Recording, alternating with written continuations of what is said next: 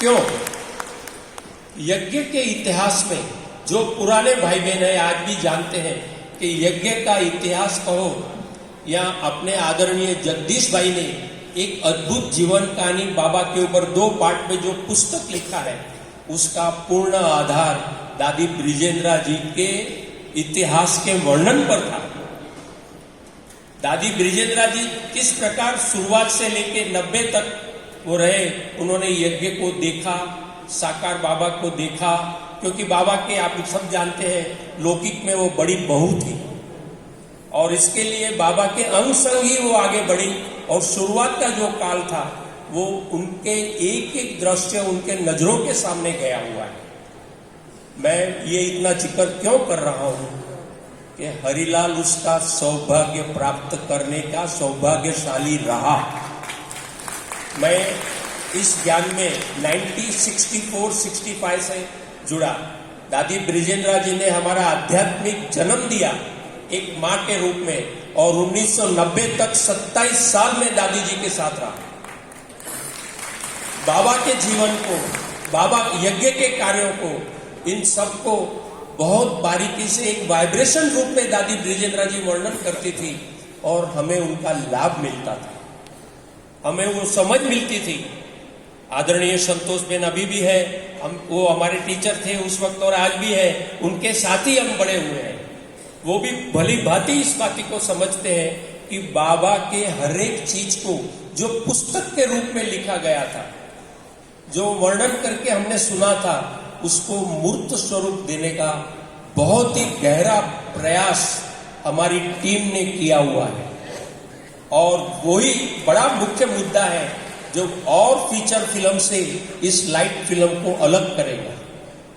काफी डॉक्यूमेंट्रियां बनी है, ऐसे नहीं है, यज्ञ में बहुत कईयों ने मेहनत की हुई है, अच्छी चीज बनी हुई है, किंतु इवेंट जो कहे, जो श्रृंखला जो कहे 37 से 1969 का 69 में बाबा ने शरीर छोड़ा है, उसके पहले 67-68 तक ही हम लोग ने दर्शाया है, क्योंकि कोई फिल्म का एंड हम उस रूप में कभी भी बता नहीं सकते, नहीं तो वो फिल्म लंबा नहीं चलेगी। और ये कई सिद्धांत है फिल्मों के, उसको हमने पकड़ के 36-37 से 68 तक बाबा जब तक मूर्त स्वरूप थे, साकार में थे, तब तक की सारी चीजें इस पे कवर की गई है। और मैंने जो बताया उसके कारण ये एनिमेटेड बनी और दूसरों से अलग है, ये हमारा एक दावा है, वो मैं आपके सामने पेश भी किया। तो हर एक जो इवेंट है, जैसे लक्षाग्रह का है, कोर्ट का है, उसके अलावा बेगरी पार्ट का है, उसके अलावा बाबा ने जब भी ब्रिज कोठी में यहाँ आए थे पाकिस्तान से, तो जो वहां हमें दूध सप्लाई करता था उसके बेटे को किस प्रकार से बाबा ने परमात्म शक्ति के द्वारा उसके बेटे को खड़ा किया, ये बहुत ही वंडरफुल एग्जाम्पल है संसार के सामने, जो अभी तक कईयों ने नोट भी नहीं किया है। इस चीज को भी हमने इस फिल्म में मूर्त स्वरूप दिया है। और इस फिल्म में एक ये दृश्य भी है कि किस प्रकार से वहां सिंध में वहां के लोग थोड़े जड़ प्रकृति के थे, तो बाबा के जीवन का अंत लाने के लिए एक गुंडे को राइफल लेके भेजा था और बिल्कुल आमने सामने बाबा और वो आ गए थे।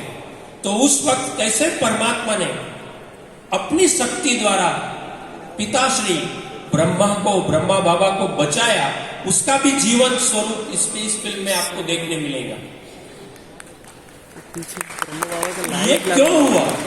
क्योंकि दादी ब्रिजेंद्रा जी द्वारा इन सभी दृश्यों को देखा हुआ था।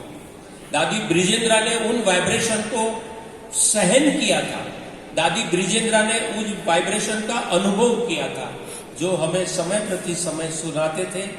उन चीजों को हमने इस फिल्म में ट्रांसलेट करने का प्रयास किया हुआ, इसलिए भी ये फिल्म अद्वितीय बनी रहेंगी। अभी इसकी क्रिएटिविटी देखो, लेखनी तो है वो सारी जगदीश भाई के पुस्तक के आधारित है। इसके पटकथा कहो, संवाद कहो, इसमें प्रोफेशनल लोग तो है, किंतु गॉडलीवुड स्टूडियो के जो हमारी एनिमेशन टीम थी सुशील भाई के साथ की, उस टीम ने बहुत दिन रात मेहनत किया है। एक एक शब्द आप इस फिल्म का देखेंगे, एक एक शब्द वजन है उसमें। और एक एक शब्द पे हम लोग ने अभ्यास किया हुआ है। तो इस प्रकार से उसका संवाद, उसके डायलॉग जिसको कहे, वो अलग रूप से बने हुए हैं। अभी ये तो हुई जो फैक्ट था पुस्तक में, उसके आधार पे बनाया, क्योंकि जनरली बायोग्राफी बनती है ना, वो संसार में कभी न कभी चैलेंज होती है, कभी न कभी कोई उनके रिश्तेदार वारसदार कुछ न कुछ करते हैं, ऐसा फिल्म वालों को अनुभव होता है।